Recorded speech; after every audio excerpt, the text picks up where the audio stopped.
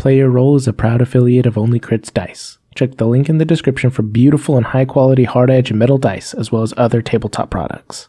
Just a general reminder that I'm trying to hit 15,000 subscribers by the end of the month. If you like my videos and you like the content that we're doing here, please go ahead and give a like and subscribe. It would mean a whole ton to me, and I would love to be able to hit that goal. Happy holidays, everyone. Let's make the end of the year a great one. You know, it's interesting. When people ask me to talk about this archetype, I got two very different types of comments. One would ask, hey, how do I play somebody who follows a code, who really follows a law to the T, who really believes in this? The other said, how do I play a lawful stupid character? And that was interesting to me, those two different ideas of how this character should play out. And for those of you who don't know, a lawful stupid character is basically somebody who follows a law to the point of stupidity. Thou shalt not kill. So when I am surrounded by thousands of angry, dying commoners who want to kill me and murder me so that they can steal all my stuff, I shall not touch them because thou shalt not kill, thou shalt not harm. Lawful stupid is where you just take things to the extreme. And that really is where things become very difficult with this archetype, because if you want to play somebody who's very lawful, you have to accept that you are not in a lawful world. And therefore, you may cause problems with your party, especially since, most likely,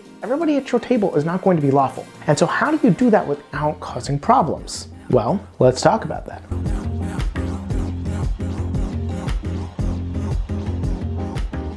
The main thing you want to keep in mind when you're playing a lawful character is that really lawful characters are just people who uphold a certain moral value, not the law. A lot of the times the law is very strict and is kind of all over the place when it comes to enforcement, especially when you're in a fantasy world. Because in a fantasy world, you're not actually living in that world, and things are going to be different. It's not the same laws as the world we live in. I rest my case and turn the floor over to my colleague, the Talking Cat. Ladies and gentlemen, I may just be a simple country cat, but all I see here is a girl. A girl who dared to be different, to stick out and speak up, and if that's being guilty, then go ahead and consider her guilty. Can do. So things will be a little bit more different. The real thing you want to keep in mind is what laws are you following? Are you following the laws of the land? Are you following a code, a paladin's oath? It's very important to nail this down because that is going to be key in how you're going to interact with your party. Because whenever you choose this, more than likely, nobody else in your party is going to be following that code. And so if you really believe in this code and you must keep it down and you must be able to do this properly, you're going to butt heads with your party. And that's why this archetype is so difficult and why the idea of lawful stupid came up. In older editions, paladins had to follow their code or they would lose their powers. And so they would follow these codes to a T to the point of screwing over their other party members. They would see a rogue trying to steal something for the party so that they could complete the quest, but because the paladin cannot allow that to happen, it's against their code, they would out the rogue, therefore screwing over the party and not necessarily helping. And that's really the crux of what I'm going to talk about here, because what happened in that moment? The paladin outed the rogue, which then screwed over the party and something they were trying to accomplish. What's the point of him upholding the oath?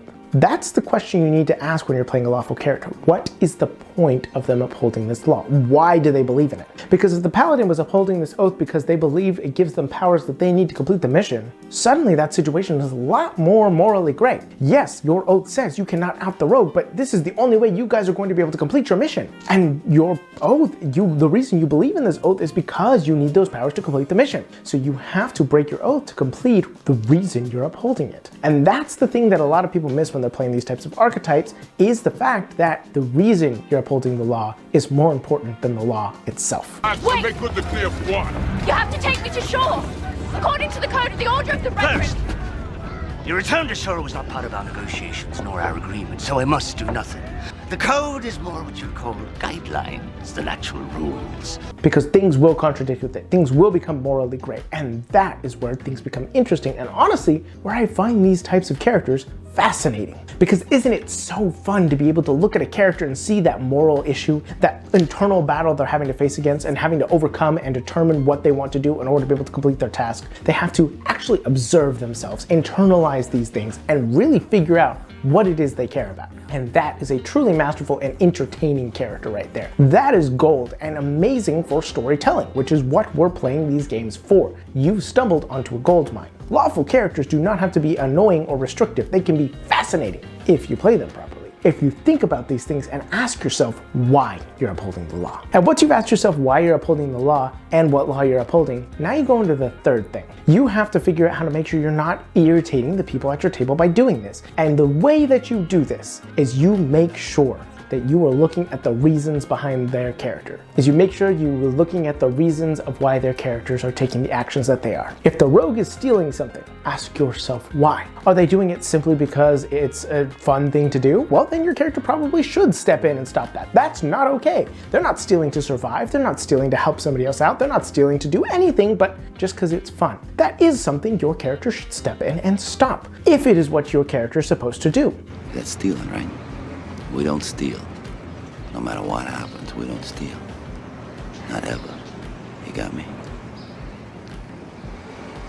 But what if the rogue is stealing because they want to help somebody, or they want to help themselves? Maybe they're stealing it because they really just want to be able to gain that money. They want that profit. That is something you can take into mind. That is something that you can observe. And even if you don't agree with it, now you can move forward with that. If they really just want it because they want the money, maybe you approach them and ask them why they want that money. Maybe you offer some money to them. Maybe you offer them a job. But you don't just immediately shut them down, because that character made a choice because the player thought the choice was fun. And you can add on to that. It's important to remember that tabletop games are improv games, and the number one law of improv is yes and. Don't shut somebody down, work with it. Cause it to move the story forwards. The only time you should stop it and shut it down is if it is already making somebody at the table uncomfortable. At that point, it does need to be shut down, because you're not moving the story forward, you're making somebody else alienated from the story. And so you don't want to make somebody else uncomfortable in this situation. You want to work with them. Even if your character disagrees with them, there's a way to move things forward. So let's say you're playing a character with an oath of no harm or violence to somebody. That's something really difficult to do. Playing a pacifist is not easy.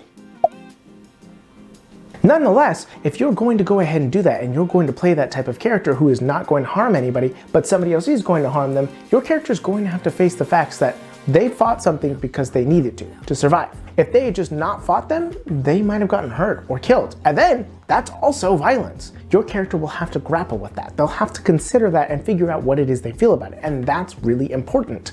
Don't shut down other people's choices because they disagree with your characters, because there's always an alternate viewpoint. And that's the real thing you got to keep in mind. Have this character who believes in this law, find the other viewpoints, see things from other people's points of view. It doesn't mean they have to agree, but they have to first try to understand. And if you're trying to understand these other characters and then you approach them and explain to them why you think it's still wrong, that'll probably ring a lot more true to those characters and those players than otherwise. And if you could do that and actually see things from different people's points of views and try and understand rather than just stick to a law because it's the way to do it, rather than considering why you're sticking to the law, you should have a lawful but not lawful stupid character. So go out into the world and make it your own, you beautiful bastards. Don't forget to have a great day, and never forget to play your role. Thank you. Come again.